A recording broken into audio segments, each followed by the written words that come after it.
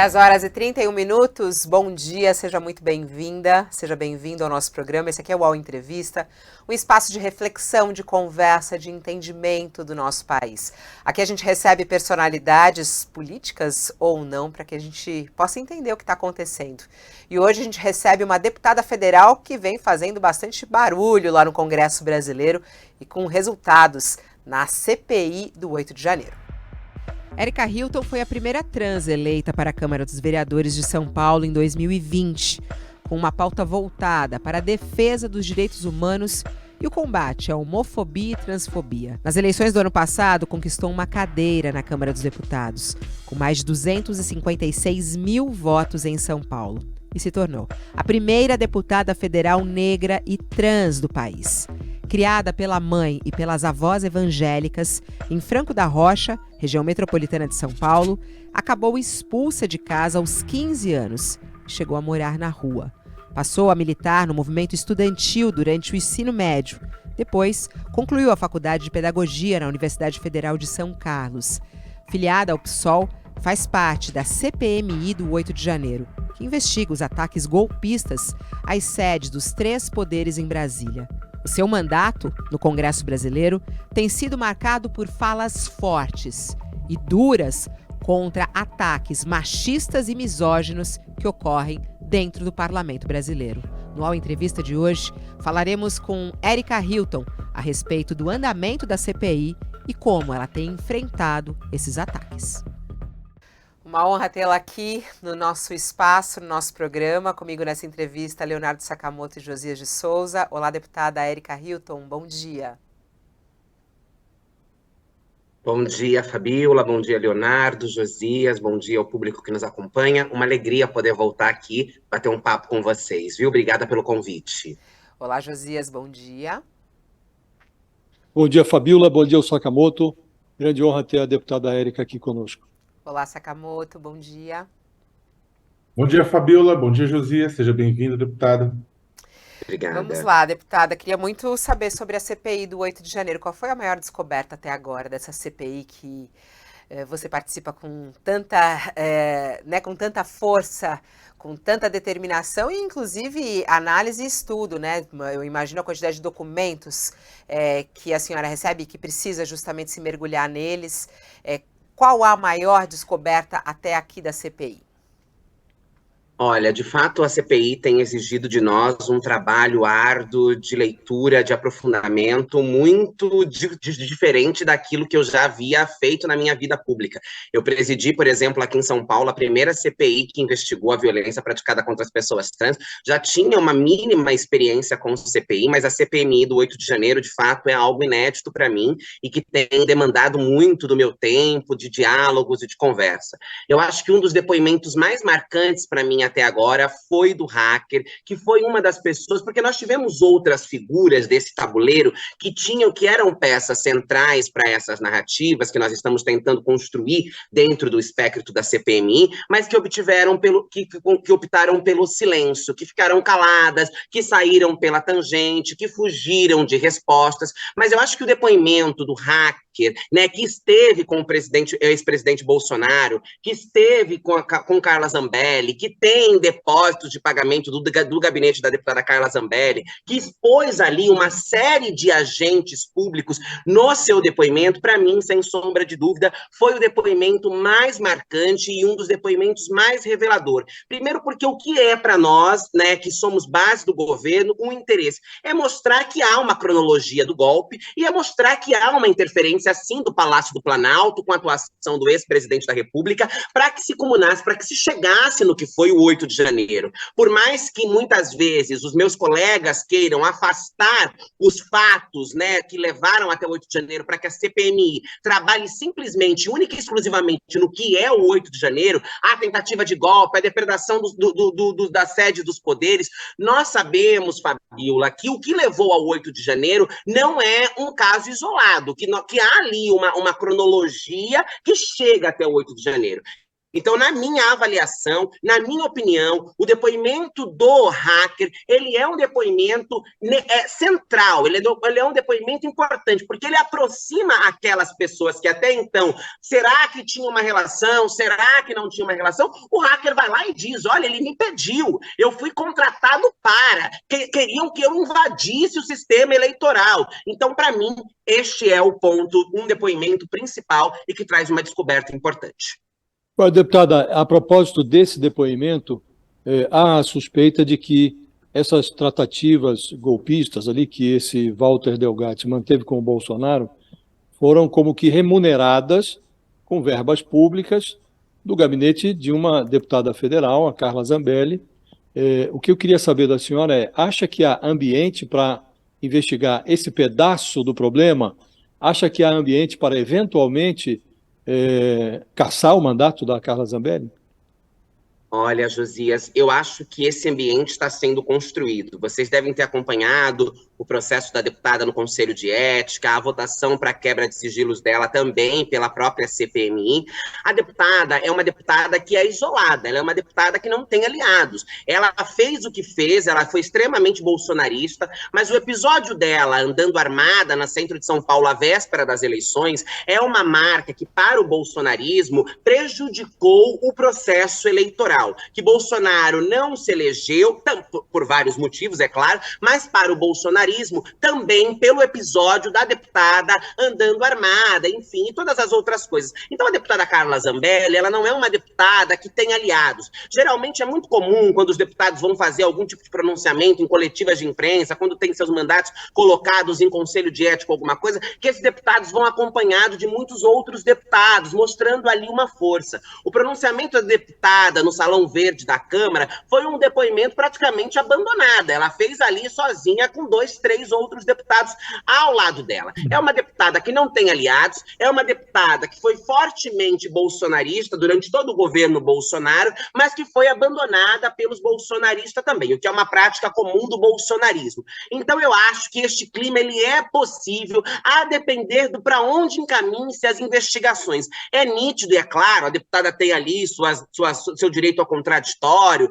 apresentou outros argumentos, a equipe da deputada disseram que o hacker foi contratado para tratar das redes da deputada, enfim, toda a narrativa que é construída para tentar desmontar a tese de que recursos públicos foram usados para atacar a democracia e para colocar em xeque o processo eleitoral. Eu não vejo que nós não consigamos avançar por aí. O processo de cassação de mandatos, ele é um processo mais delicado, há-se muitos dedos quando se fala com relação a isso, mas pelo nível de solidão, se eu posso dizer assim, da deputada, eu acho que é possível que a gente consiga avançar para tentar desmontar o que foi esses pagamentos, por que esses dinheiros saíram ou não. Eu acho que há um clima assim. A gente precisa de um pouco mais de tempo para avançar nesse sentido.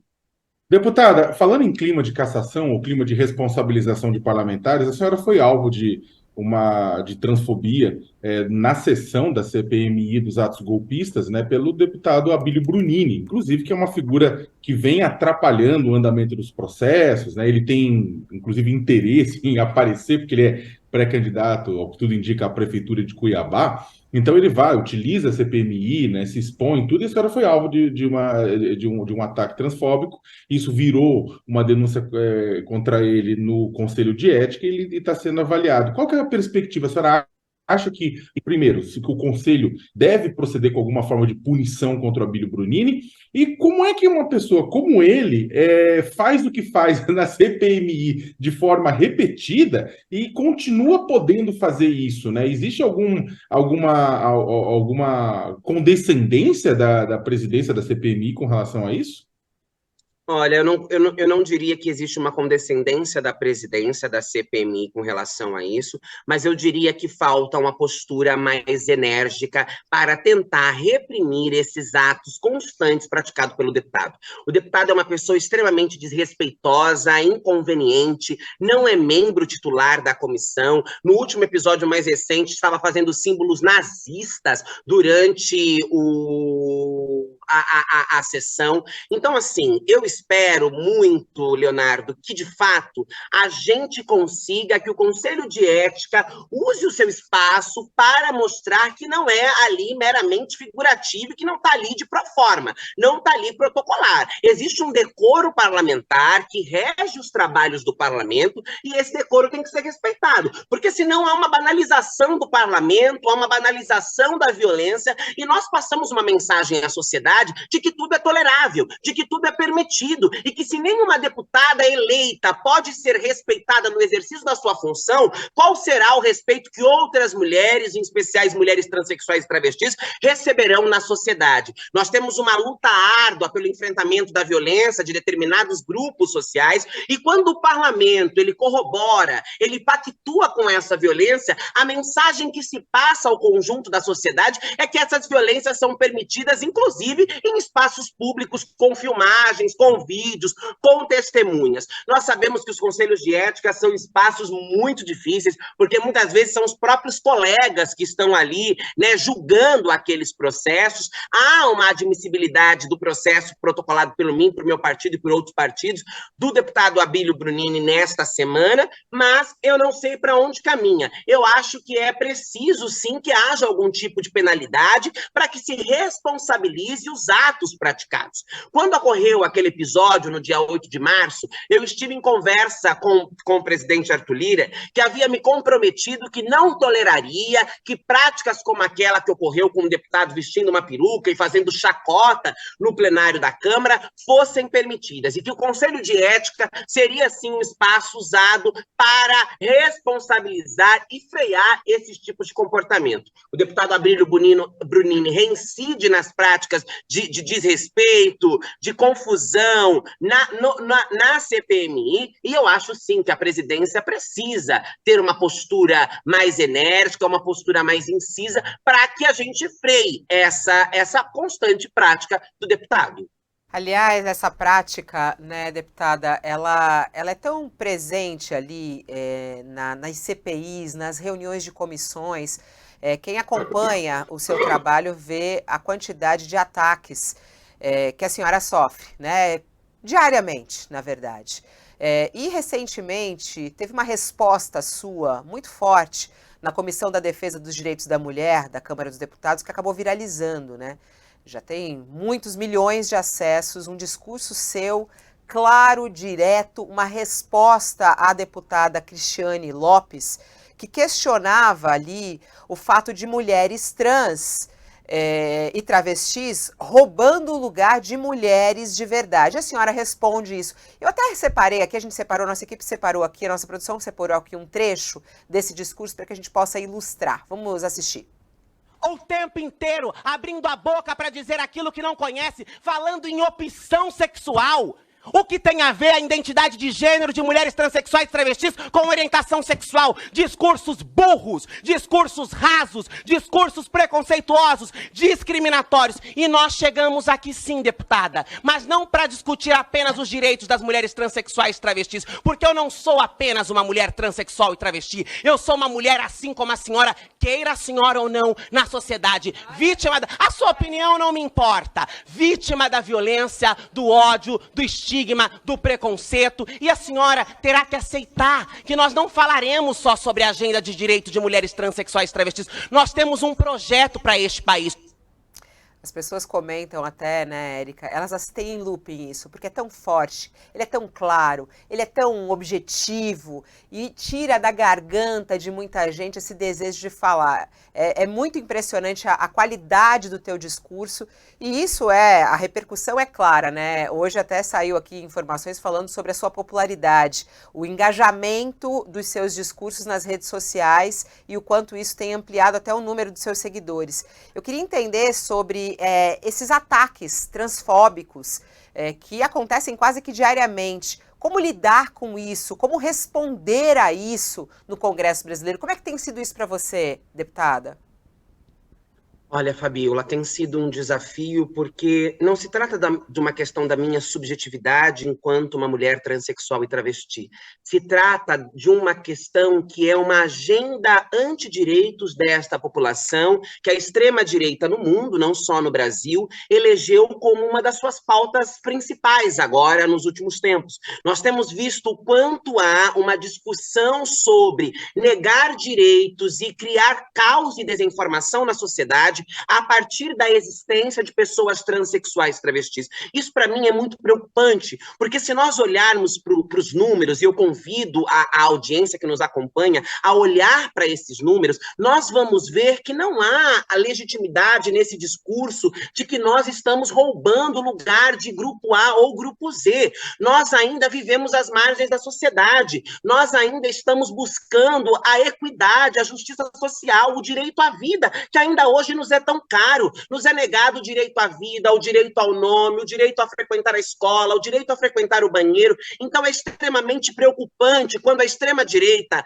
baseada no ódio, baseada na desinformação, elege esta pauta como a sua pauta central e faz do tempo inteiro esta como a sua agenda prioritária. Enfrentar isso no Congresso Nacional é necessário porque nós precisamos mudar esses números. Não é possível que a sociedade queira ainda conviver com a violência, não é possível que a sociedade queira conviver com a banalização da dor, com a banalização da precariedade, que a sociedade ainda não tenha se convencido de que a comunidade LGBTQIA+, é uma comunidade digna de direito como qualquer outro, e que quando essa comunidade avançar, a sociedade avançará conosco. Garantir os direitos das pessoas, defender a democracia e a Constituição não é uma benéfica apenas à comunidade LGBTQIA+, ou às pessoas trans, é um benefício que todo mundo vai se beneficiar dele. E garantir com que essa agenda avance no Congresso Nacional é prioritária. Por que é prioritária? Somente agora nós conseguimos chegar no Congresso Nacional. Somos duas parlamentares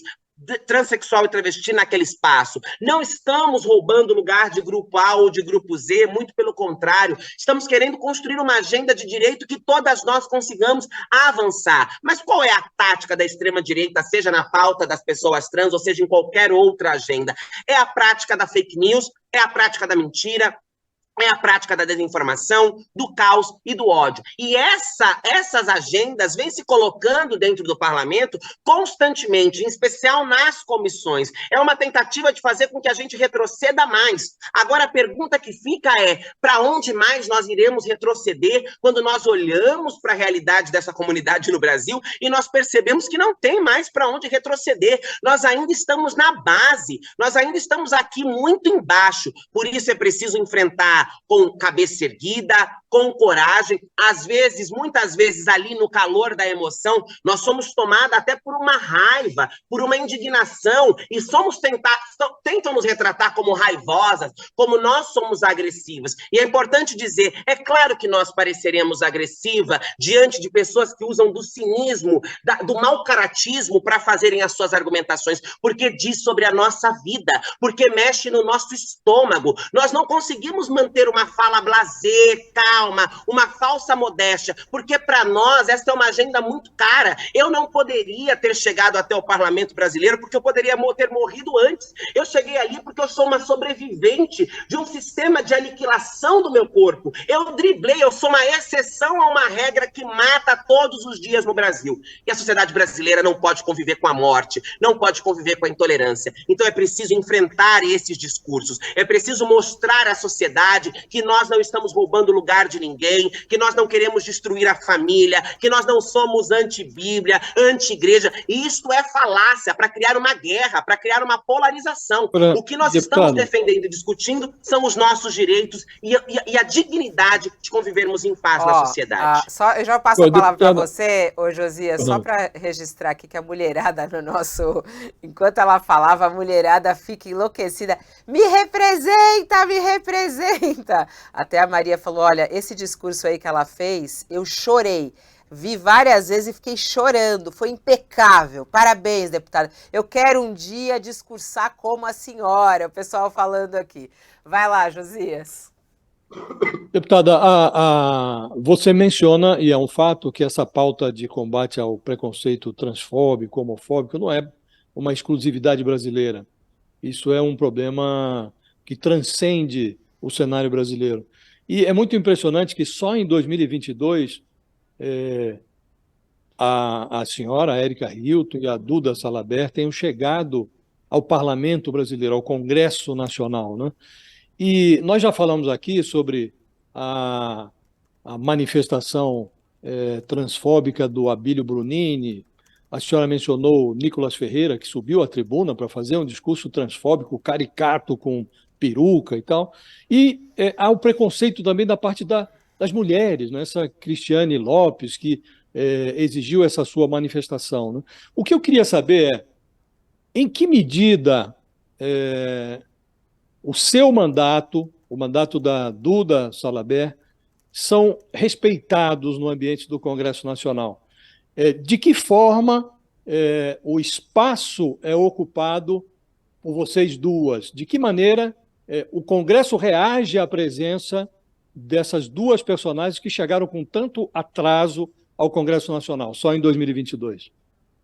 Olha, Josias, eu acho que a primeira nossa presença ali ela é extremamente importante e necessária para que a gente lembre ao parlamento que ele precisa respeitar os direitos dessa população, que essa população existe e ocupa aquele espaço. Agora, nós sabemos que o desrespeito aos nossos mandatos e à nossa atuação, ele é constante. Quando, por exemplo, a gente precisa o tempo inteiro medir e tatear quais são os projetos que nós vamos colocar em pauta, quais são as falas que nós vamos fazer, somos constrangidas, somos desrespeitadas, precisamos demandar a nossa energia para resolver questões e demandas que não deveriam fazer parte dos nossos mandatos, que não deveriam fazer parte da nossa atuação. Nós temos uma responsabilidade, um compromisso e uma agenda de reconstrução do Brasil que muitas vezes ela é distraída ou nós mudamos o foco para ficar resolvendo picuinhas ou confusões como essas todas aí que você citou. Isso é desgastante,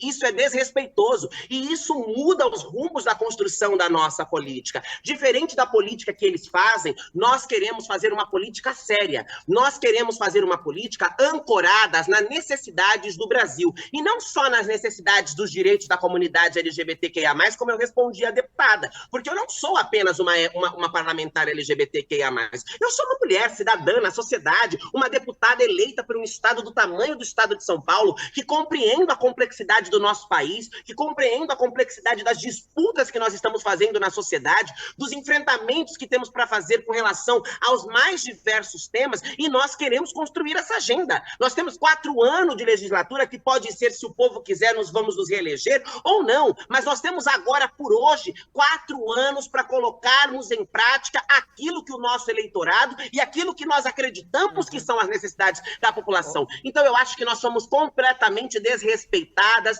agredidas, violentadas e prejudicadas nos exercícios de nossas funções quando temos que nos deparar ou mudar o nosso foco para responder práticas violentas e criminosas como essas que constantemente aparecem no parlamento. Deputado, seguindo ainda só brevemente em cima disso, Fabíola, até para a gente já poder mudar de ponto, mas assim, Érica, você foi presidente da CPI aqui no município de São Paulo, que tratou exatamente da violência contra a população trans, num país que entre 2008 e 2022 foi o que mais matou pessoas trans em todo o mundo. Numa entrevista que você tinha me dado no começo do ano, você falou, olha, a questão da responsabilização criminal, inclusive, é extremamente importante. Neste caso, tivemos agora o Supremo Tribunal Federal equiparando injúria racial à homotransfobia, o que foi importante, mas também você elencou uma coisa extremamente relevante, que era a questão de que, olha, só que a questão do punir e tratar com rigor a violência é uma parte da resposta. Tem uma outra resposta que é transformar a visão da sociedade,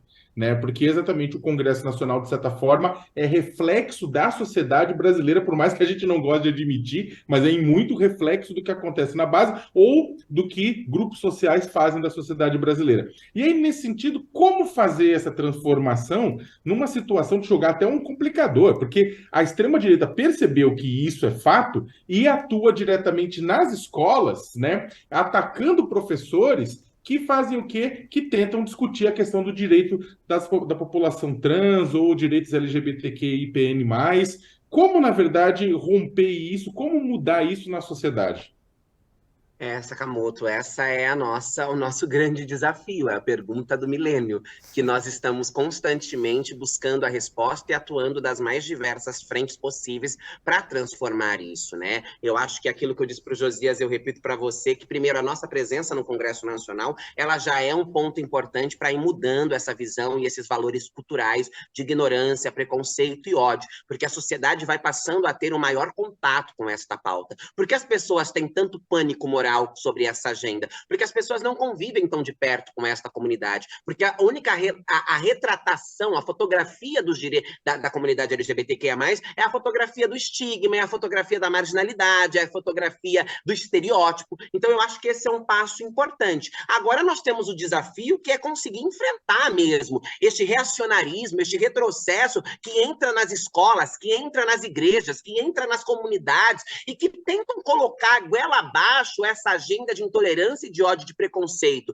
Nós estamos tentando fazer isso pelos mesmos caminhos. Nós estamos tentando discutir que a escola, por exemplo, é um ambiente que se deve ter um espaço para discussão de uma agenda sobre sexualidade, de uma agenda sobre gênero, não só para tratar de comunidade LGBTQIA+, mas para tratar de violência doméstica, para tratar de assédio, para tratar de direito das mulheres de um modo geral. Nós estamos tateando as possibilidades de mostrar à sociedade, a partir da atuação dos nossos mandatos, a partir da nossa presença no espaço público e a partir das políticas públicas que vamos desenvolvendo, que é, sim, possível conviver em harmonia, em paz e tranquilidade, sem desrespeitar os direitos da comunidade LGBTQIA+. Esta é uma correlação de forças que nós estamos aí o tempo todo tentando quebrar, nós estamos o tempo todo tentando entrar também nesses espaços. Por mais prejudicial que essas discussões sejam, inclusive para a condução dos trabalhos, nós não deveríamos estar em uma comissão que defende o direito das mulheres discutindo esse tipo de temática. Por outro lado, ela cumpre um papel, que é um papel de pedagogizar, porque ao mesmo tempo que esta deputada, ela usa daquele espaço para tentar violentar os direitos de mulheres transexuais e travestis, ela me permite que a minha voz também possa ser colocada ali e para que a sociedade que acompanha essa discussão possa ter acesso a duas visões. Eu acho que essa é uma tática importante de enfrentar essa de violência, que que a nossa visão, que a nossa narrativa também chegue à sociedade, porque até então o que nós tínhamos era uma predominância e uma hegemonia da narrativa da extrema-direita. A sociedade não estava convivendo com a elaboração do nosso conteúdo, e acho que agora nós estamos abrindo esses espaços, seja através da nossa voz no parlamento, ou da nossa atuação nas redes sociais, que a extrema-direita é extremamente forte nas redes sociais, e eu sou uma parlamentar que me preocupo sim com como nós vamos também ter essa força nas redes sociais, nós levarmos até a casa das pessoas, nós levarmos até a informação das pessoas narrativas diferentes, para que elas possam ter a possibilidade de se depararem com as duas e aí sim, com clareza, escolherem aquelas que mais se identificam. E essa força já é visível, né, Érica? Pelo menos nas redes sociais, o seu engajamento. Tem aí muitos e muitos seguidores em várias das suas redes. Bom, queria agora focar até no seu trabalho como deputada federal, como uma parlamentar que faz parte dessa comissão que investiga o 8 de janeiro e que, com acesso a tantas informações e documentos, conseguiu também informações a respeito das joias, né? O escândalo das joias. O Brasil vive, neste momento, algo extremamente preocupante na política brasileira, que é um ex-presidente da República que teria, né, ganhado ali joias, bens preciosos, vendido isso no exterior, recomprado isso. E ontem nós tivemos um depoimento importante, no entanto, a opção pelo silêncio, tanto de Bolsonaro quanto de Michele. Queria saber aqui na sua análise o que esse silêncio significa, a sua expectativa como uma deputada federal que está atuando até como uma investigadora nesse caso do 8 de janeiro, nessa CPI, o que tem de informação, o que tem aí de clareza já do envolvimento de Bolsonaro nesse escândalo das joias e se isso vai dar em alguma coisa ou não, esse recurso que eles estão utilizando de que o STF não é o lugar para analisar, de que eles não podem responder a isso, essa tática da defesa de Bolsonaro ancorada com esse discurso de Augusto Aras. Olha, Fabiola, eu não sou jurista, advogada, eu sei que o direito ele dá inúmeras brechas e muitas vezes as pessoas conseguem pegar delas para fugirem, mas eu acho muito difícil. Eu espero, torço e trabalho, como você bem coloca, como uma investigadora, para que não haja a possibilidade do ex-presidente, a ex-primeira-dama e toda essa corja aí envolvida nesse grande esquema de corrupção possa se safar deste esquema das joias, que está cada vez mais claro que houve sim envolvimento, né? O próprio Mauro Cid está quase aí por conta da pressão com a mulher, a pressão com o pai, quase fechando uma delação, uma colaboração, sei lá qual vai ser o nome que vai se configurar. Há indícios no telefone, há imagens, o esquema e o próprio depoimento, o próprio silêncio. Você me perguntava sobre qual é a minha análise com relação ao silêncio. Todas as vezes na CPMI do golpe, que alguém ficava em silêncio diante das nossas perguntas, que é um direito constitucional, ninguém é obrigado a promover, a criar provas contra si mesmo, é super tranquilo isso, mas eu acho que quando quem não deve, não teme. Eu acho que se eu sou uma investigada, que tenho a minha ficha limpa, que não tenho o que temer, e eu sou convidada, né, a depor, convocada a depor, eu vou prestar os esclarecimentos necessários para primeiro dizer, olha, eu quero tirar de mim essa pancha, eu não quero que fiquem suspeitas, que fiquem dúvidas sobre mim, quais são as perguntas que eu responderei. A partir do momento que eu omito, que eu silencio diante das investigações, que é um espaço importante. Qual era o espaço que o ex-presidente e a ex-primeira-dama tinha ali diante da Polícia Federal, nessa oitiva combinada, né, em conjunto com os outros envolvidos? Era o momento de eles darem clareza aos fatos, de dizerem, olha, o que aconteceu foi isso, o que aconteceu... O silêncio, para mim, é uma grande resposta. O silêncio, ele é ensurdecedor, porque a partir do momento que você se cala, você não quer se comprometer, você não quer dar as respostas que serão contraditórias, como já foram em vários depoimentos do ex-presidente, por exemplo, que mudou versões várias vezes, que você tem algum tipo de envolvimento. É claro para mim, e acho que é claro a Polícia Federal também, é claro a sociedade, nós temos ali na CPMI indícios fortíssimos do envolvimento do presidente, pedidos para que se levasse, o Assaf indo buscar de novo o relógio, né, trazendo, porque tinha que resgatar ali aqueles presentes que eram para a União e o presidente transformou para como se fosse algo para ele. Há indícios claríssimos do envolvimento do presidente para esse grande esquema das joias, né? Uma das questões que eu tenho me perguntado, e acho que a gente tem que tratar disso também em algum momento na CPMI, é que, ok, há, claro, indícios de corrupção e há, claro, indícios dos desvios de presentes dados à União para uso próprio do presidente da República. Agora, eu me questiono também por que tantos presentes nestes valores foram entregues ao Brasil ou ao presidente, ou ao ex-presidente da República. Aliás, Deputada, a senhora acha que tem alguma chance, e a CPI avalia isso de alguma forma, de que esses presentes, né, vendidos tenham financiado atos antidemocráticos? Eu tenho convicção, o presidente, né, o presidente Arthur Maia, quer afastar essa discussão. Ele não quer, ele já disse isso, vocês devem saber, que ele não quer tratar a questão das joias dentro do âmbito da CPMI, porque ele acha que não cabe, que tem que ser dividido os debates e etc. Eu entendo por um lado, porque é para tentar acalmar um pouco os ânimos da base bolsonarista, não criar confusão, não dar margem para retóricas distorcidas, etc. Mas eu acho que sim, esse caso, esse esquema das joias tem que ser tratado junto com as tentativas de golpe do 8 de janeiro, porque muito provavelmente foi um dinheiro que serviu para financiar atos golpistas, que serviu sim para instrumentalizar o terrorismo que se praticou no Brasil. Mas e aí tem esse ponto, né, Érica, você até deixou claro, Arthur Maia e outros acham que entrar na história das joias é você desviar o foco do 8 de janeiro. Você discorda disso? Acha que os dois assuntos estão interligados. Por que eles estão interligados, Érica?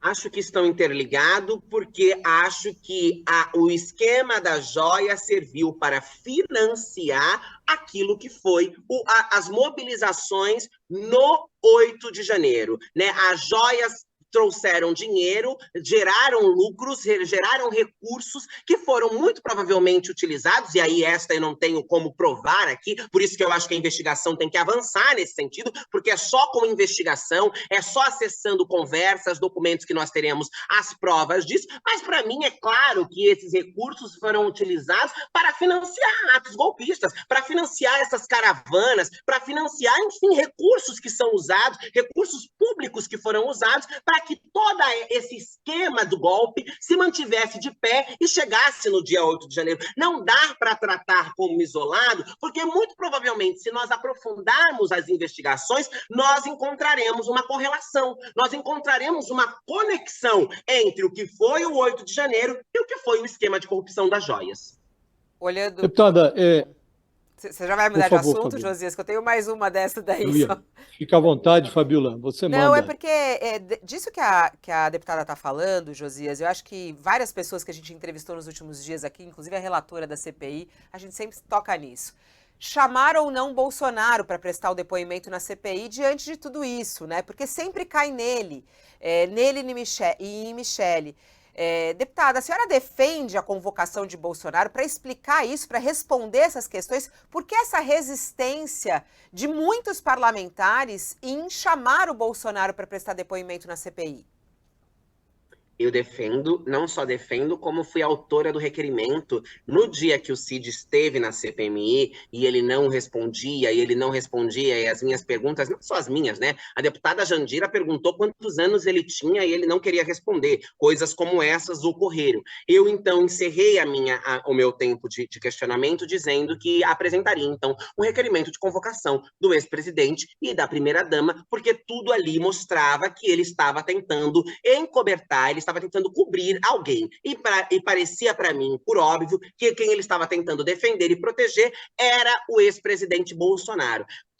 O hacker, quando esteve lá e falou abertamente tudo aquilo que vocês puderam acompanhar e ouviram, todos os depoimentos, até mesmo aqueles que ficam em silêncio, levam à certeza de que há um envolvimento gigantesco do ex-presidente em todo o esquema do 8 de janeiro, todo o esquema. Ele mesmo, né, confessou, mostrando o número do seu celular, que havia mandado mensagens ao empresário, me fugiu agora o nome do empresário, pedindo mesmo para que se divulgassem aquelas fake news contra as urnas, contra o processo eleitoral. Enfim, há uma série de relatos que comprovam a participação do ex-presidente do Palácio do Planalto no momento que ele estava lá, no que foi o 8 de janeiro. Então, se nós somos uma CPMI que investiga o 8 de janeiro e nós temos fortes indícios de que o ex-presidente da República foi um dos grandes responsáveis pela organização da tentativa de atentado dos atentados contra a democracia e contra os palácios da justiça, dos poderes, etc., em Brasília, nós precisamos ouvir o ex-presidente da República. Agora, por que os deputados e alguns senadores não querem isso? Porque querem blindar o presidente da República, o ex-presidente da República, porque querem proteger a imagem de Bolsonaro, porque são aliados de Bolsonaro até a última gota e não querem que nós coloquemos Bolsonaro nessa situação que, para eles, será uma situação extremamente catastrófica. Será, assim, realmente o ex-presidente da República tendo que ir ali prestar um depoimento a deputados e senadores numa CPMI. Defendo essa tese, defenderei ela até o fim e acho que nós temos será uma oitiva muito importante. E se, por algum motivo, o ex-presidente resolver usar do silêncio, também será um passo importante para mostrar à sociedade que ele tem muita coisa a esconder.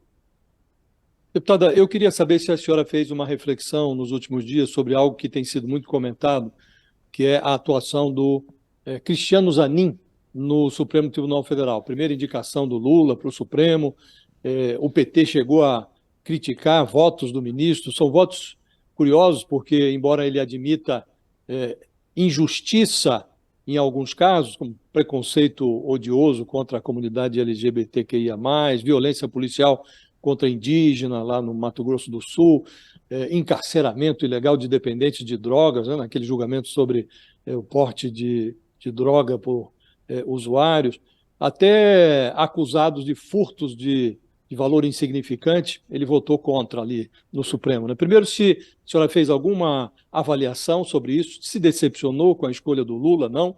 E há, em função dessa atuação, um debate intenso agora sobre a conveniência de o presidente indicar uma mulher, talvez até uma mulher negra para o Supremo. Qual é a sua posição sobre isso? E se sonha um dia com uma trans no Supremo? Olha, Josias, que jogou essa bola e deixou ela aí, né? Eu realmente... Vai para os astros, Érica, vai pro ar aí, ó.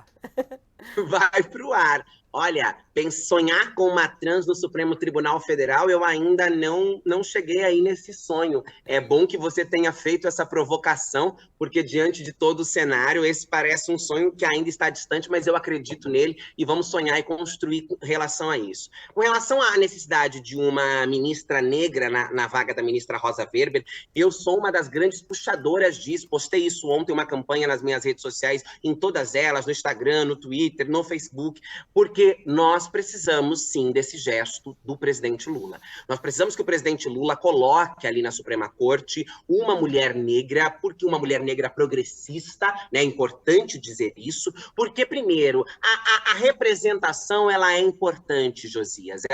A fotografia do Supremo Tribunal Federal, ela é importante para os avanços e para as disputas que nós fazemos na sociedade. Defendo com unhas e dentes a urgência e a necessidade de uma mulher negra indicada ao Supremo Tribunal Federal. Primeiro, porque sai uma mulher e é preciso que outra mulher ocupe aquele espaço. Segundo, porque aonde estão os negros no Supremo Tribunal Federal, né? Não é possível que nós convivamos com a ideia de que não há uma mulher negra capaz, com boa capacidade, com currículo, que seja possível de ser nomeada ao Supremo Tribunal Federal. Esse é um gesto importante no enfrentamento a uma série de temáticas que nós fazemos na sociedade brasileira. Por isso, faço coro à pressão para que o presidente Lula indique sim uma mulher negra progressista ao cargo de ministra na vaga da excelentíssima ministra Rosa Weber. Agora, com relação aos votos do ministro Zanin, eu me decepcionei sim, não vou ser aqui dizer que não. Quando soube, estava muito preocupada, inclusive, com como ele votaria agora no marco temporal, porque eu falei, meu Deus do céu, se o ministro votar favorável ao marco temporal, de fato, o governo Lula deu um grande tiro no pé, né? Os argumentos que o próprio ministro usou para fazer os seus dois votos com relação à criminalização da LGBTfobia, com relação a descriminalização do porte de drogas no Brasil, para mim não são convincentes, me desculpa, não fazem sentido. Por um lado, eu fiquei até pensando, eu falei, olha, foi bom entre 1 milhão de aspas, porque não foi bom na minha análise, porque para aqueles que achavam que Lula estava indicando um amigo que seria conivente com ele em todas as suas pautas, etc., essa pancha e essa tese é desmontada a partir desses votos, né? Que enfim, né, também não sei ali como isso está colocado muito bem dentro do governo, porque o governo também, muitas vezes, sai um pouco da discussão sobre os direitos da comunidade LGBTQIA+, e etc. Mas acho que, por esse lado, desmonta uma tese. Agora, por outro lado, é muito ruim que um ministro que foi eleito por um governo progressista, um governo que defende uma agenda diferente da agenda do bolsonarismo e etc., tenha votado contra debates tão importantes como esse. Porque o que está colocado, por exemplo, na descriminalização do porte de drogas é o fim do encarceramento da população negra. É uma rediscussão sobre a política de drogas no Brasil.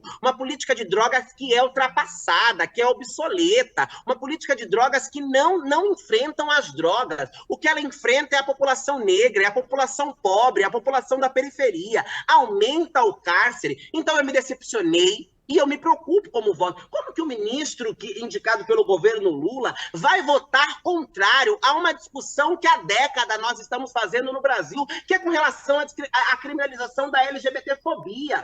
Fomos nós que elegemos esse governo também e precisamos de uma responsabilidade com relação a essa agenda. O Brasil segue sendo o primeiro país do mundo que ainda nos mata. Qual é a discussão, qual é a argumentação que nós vamos ter do ministro que sabe como é o Congresso Nacional, que é omisso dentro dessa agenda, que vai votar contra essa criminalização que é extremamente importante. O Sakamoto falava de uma fala minha, que eu dizia que não é apenas a criminalização, porque eu sou anti-criminalizar tudo. Eu sei que criminalizar as coisas não resolve os problemas, não é criando leis que nós vamos enfrentar os desafios que nós temos, mas é preciso responsabilizar. Enquanto nós não conseguimos fazer um debate pedagógico, é preciso tentar frear essa violência de alguma maneira. Então, extremamente decepcionada com os votos do ministro, assim, sempre esperando agora para saber qual será os seus posicionamentos e fazendo coro constante para que o Supremo Tribunal receba uma mulher negra progressista para a cadeira da ministra Rosa Weber.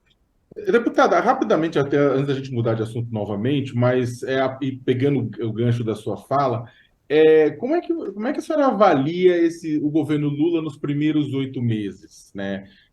Quais são os pontos positivos e negativos que a senhora elencaria com relação ao governo nesses primeiros 8 meses?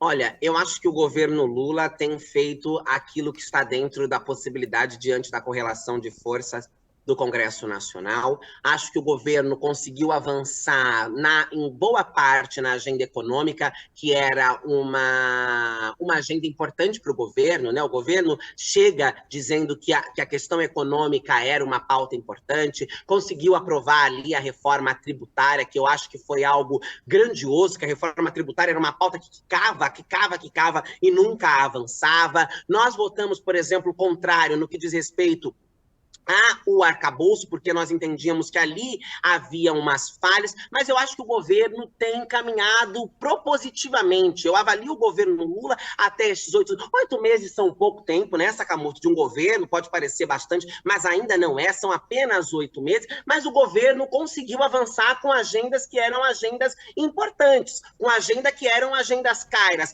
ao país e agenda caras ao governo. Acho que algumas vezes falhou em pressionar um pouco mais para não ceder tanto às pressões do mercado, para não ceder tanto às pressões das elites. Eu acho que isso é um ponto que às vezes poderia ter sido pressionado mais, mas eu também compreendo a correlação de forças do Congresso Nacional. Eu entendo as limitações que o governo Lula tem para conseguir colocar o seu programa, fazer política no Brasil com uma bancada de centro e com uma bancada de direita, como é, por exemplo, o PL, tão grande dentro do Congresso Nacional, com o presidente da Câmara poderoso como é o presidente Arthur Lira, e muitas vezes um presidente que demonstra um ressentimento, uma saudade do que foi, por exemplo, o orçamento secreto, do poder que a Câmara tinha sobre o orçamento, e faz disso ali uma moeda de troca com agendas do governo. Eu acho que o governo tem ido bem dentro da medida daquilo que é possível, mas que acho que em algum momento também o governo vai precisar pressionar em algumas pautas, vai precisar avançar em algumas agendas. Quando eu falava do voto do ministro Zanin,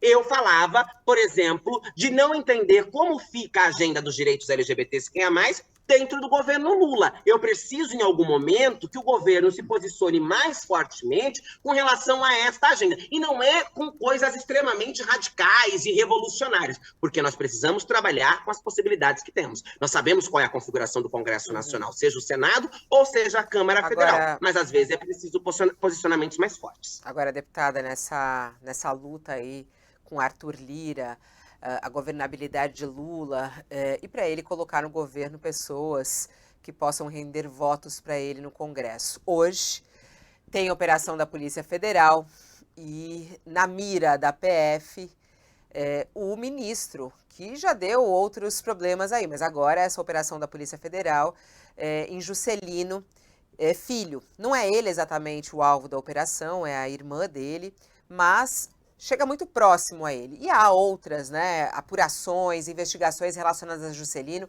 Ele tem bancado ali Juscelino, mas a gente percebe que não é com muita tranquilidade. O que hoje se fala não dá mais, quer dizer, isso pode até ser uma ajuda para que Lula possa fazer a sua reforma ministerial. Vou fazer a pergunta bem direta, deputada. É hora de Juscelino cair fora do ministério, ou seja, ser demitido pelo governo Lula diante dessas investigações? Olha, eu acho que o governo... Eu não vou responder tão direta quanto a sua pergunta, Fabiola, se é hora ou não, porque a gente sabe dos desafios e dos melindros e das dificuldades e das nuances que tem dentro do Poder Executivo e de todos os desafios que o governo Lula vem enfrentando para tentar manter ali uma coerência e uma lógica. Mas qual era o sentimento mais forte usado pelo bolsonarismo, pela extrema-direita, durante todo o processo eleitoral, e que ainda hoje se apresenta? É a agenda da corrupção. O antipetismo foi criado a partir da narrativa da corrupção, do que foi o lavajatismo, enfim, toda essa temática. Então eu acho que o governo precisa sim tomar determinados tipos de cuidados e cautelas para continuar se blindando e não construindo ou alimentando narrativas que possam associar ou aproximar o governo de qualquer tipo de suspeita, dúvida, conveniência, participação, nada. Eu acho que é preciso tomar, sim, esse cuidado, porque nós temos um inimigo que se apresentará daqui a 4 anos, já vai se apresentar agora nas eleições municipais também, mas daqui a 4 anos muito fortemente, que é o inimigo do antipetismo, o inimigo do bolsonarismo, o inimigo da agenda anticorrupção, que são, inclusive, os mais corruptos que querem levar essa agenda adiante, mas que essa narrativa colou no Brasil em algum momento. E que é dessa narrativa que o governo precisa se afastar. Então, eu acho que é preciso pesar nessa balança. Tem, assim, toda a questão da governabilidade, todos os desafios que vocês acompanham, o jornalismo acompanha de perto, diariamente, ali, as negociações com o Centrão, entre a criação de novos ministérios, enfim, tudo isso que está acontecendo no cenário neste momento, mas eu acho que é importante que a gente consiga se afastar e distanciar qualquer tipo de narrativa. O momento é agora? É hoje por hoje? Não sei. Não acho que tenho a capacidade de responder isso agora, sim, se tem que ser agora. Mas eu acho que é preciso avaliar e acompanhar o rumo das investigações para que o governo tome uma decisão inteligente, rápida, no momento exato, para não dar margem para o lado de lá construir nenhum tipo de narrativa. Deputada, o seu partido terá um candidato competitivo em São Paulo, Guilherme Boulos, vai disputar a Prefeitura de São Paulo, e saiu um Datafolha, ele está bem posto ali, um pouco mais de 30%, mas o prefeito, o Ricardo Nunes, não está morto, né? O que se prenuncia é uma disputa muito acirrada entre o Boulos à esquerda, o Ricardo Nunes à direita. O que eu queria saber parece haver um movimento da parte do PSOL para suavizar, se posso dizer assim, a imagem do Boulos, aproximando o Boulos. O próprio Boulos teve encontro com empresários, tem um movimento do Boulos mais ao centro, né, para se viabilizar até politicamente. Ele teve um desempenho bom na eleição passada, na disputa municipal passada. Qual é a sua perspectiva em relação à candidatura do Boulos e em que medida acha que ele precisa, para usar a expressão que já utilizei aqui, suavizar a sua imagem para virar prefeito de São Paulo? Sou uma grande entusiasta da candidatura de Guilherme Boulos a São Paulo, porque acho que Guilherme tem condições necessárias, todas elas, para conduzir uma política diferente da política que tem hoje em São Paulo. A cidade de São Paulo está abandonada, a cidade de São Paulo acumula 36 bilhões nos cofres da prefeitura, e mesmo assim é uma cidade completamente tratada, as populações em situação de rua, tudo, a cidade está completamente esquecida. O prefeito é um grande fantasma, que resolveu agora aparecer, fazer asfalto em tudo quanto é lugar, asfalto sobre asfalto para mostrar algum tipo de trabalho, mas nós queremos fazer uma análise do que foi a gestão Nunes durante os seus quase 3, não me lembro ao certo quantos anos vai dar, desde que o Covas, né, faleceu e o Nunes assumiu. Eu fui vereador em São Paulo, bati muito no prefeito, fui investigar muitas questões relacionadas à prefeitura e posso afirmar que a gestão Nunes não agrada nem à esquerda e nem à direita. Ali, ele está ali com seus 24 pontos, eu comentava até ontem com o Guilherme, numa atividade que nós fizemos na USP, que para um prefeito que tem a caneta na mão, para um prefeito que tem 36 bilhões no caixa, ele está bastante mal colocado, né? Porque poderia estar muito melhor. E esta má colocação é reflexo da sua má administração e do mau trabalho que prestou à cidade de São Paulo. E acho que os eleitores sabem e reconhecem isso, basta nós andarmos nas ruas da cidade e nós avaliarmos a administração de Nunes, que nós nós vamos perceber que foi uma péssima administração. Acho que a postura de moderar a imagem de Guilherme, eu não acho que precise, porque eu acho que Guilherme Boulos é um político moderado. Não acho que ele seja um radical, não acho que ele seja um político de esquerda radical. Eu acho que ele é um político extremamente moderado, ele é um político que conduz ali a política com diplomacia, consegue dialogar com os mais diversos setores da política, que é o exercício da democracia e que é o exercício do parlamento, que é o exercício da república. Para que a gente avance com projetos, com proposições, é preciso dialogar com os nossos pares. Mas há uma imagem construída pelas narrativas mentirosas de invasor, de radical, de isso, de aquilo, que é extremamente necessário. Nós sabemos, e vocês sabem muito bem, qual é o perfil do eleitor da capital paulista. Nós sabemos que para levar uma prefeitura como a Prefeitura de São Paulo é preciso dialogar com os mais diversos setores, e eu acho que ele tem condição de o fazer e precisa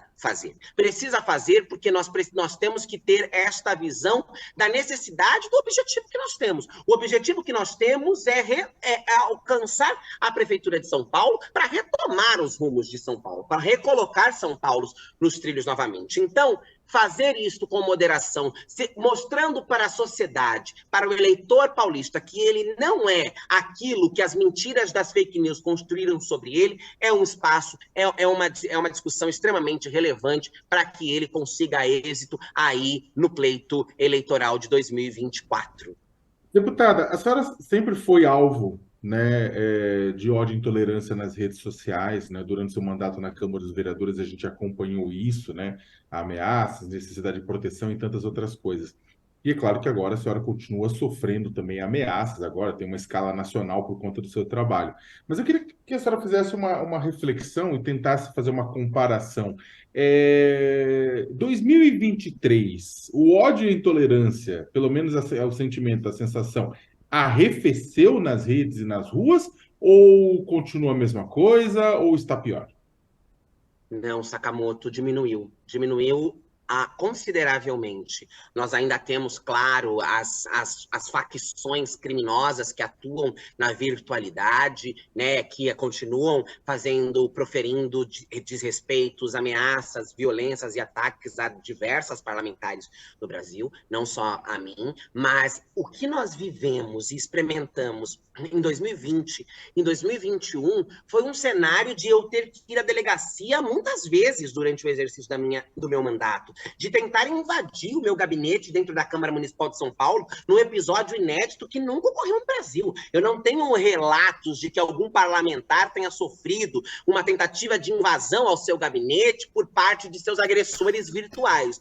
Hoje, eu não precisei, por exemplo, desde a minha chegada ao Congresso Nacional, ir à delegacia uma vez sequer. Os e-mails que recebo são e-mails muito mais isolados, são e-mails muito mais de pessoas desocupadas do que pessoas organizadas criminosamente, do que pessoas que estão realmente intencionadas a praticarem determinados tipos de crime.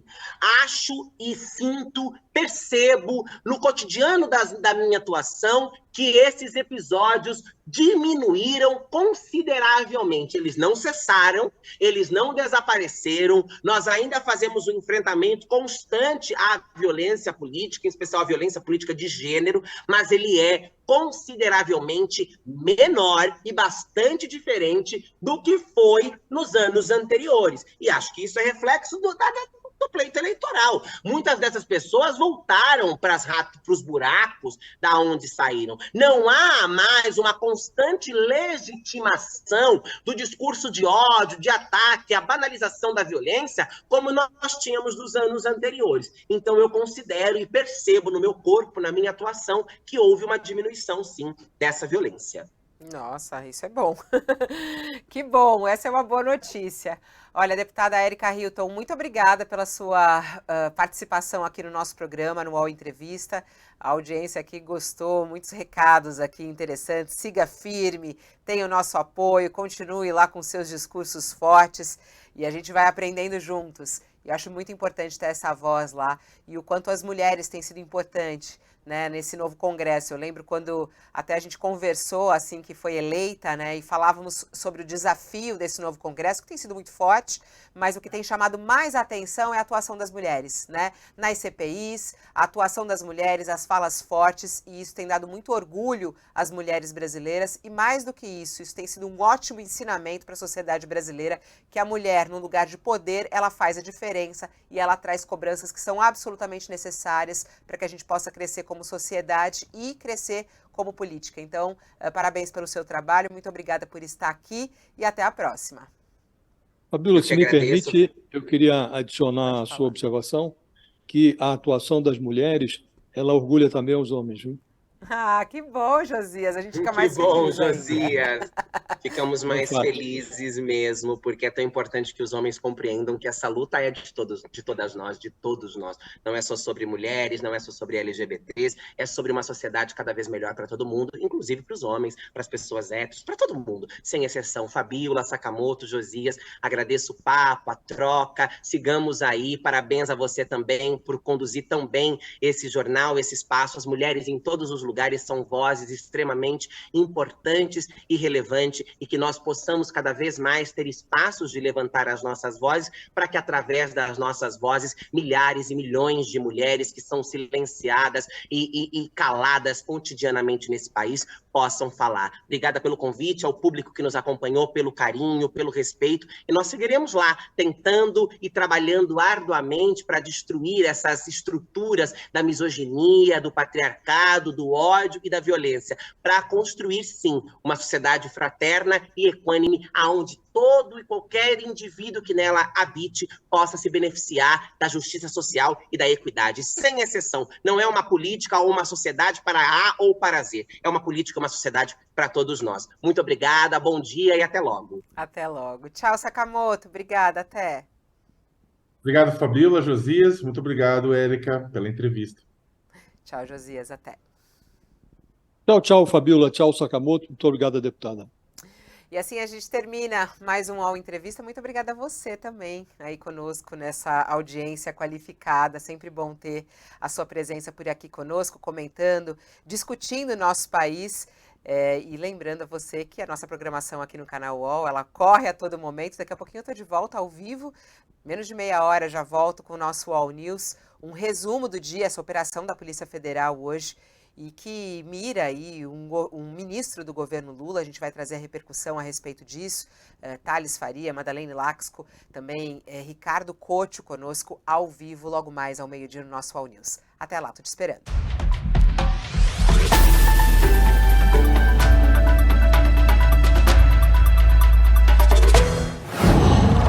Uau!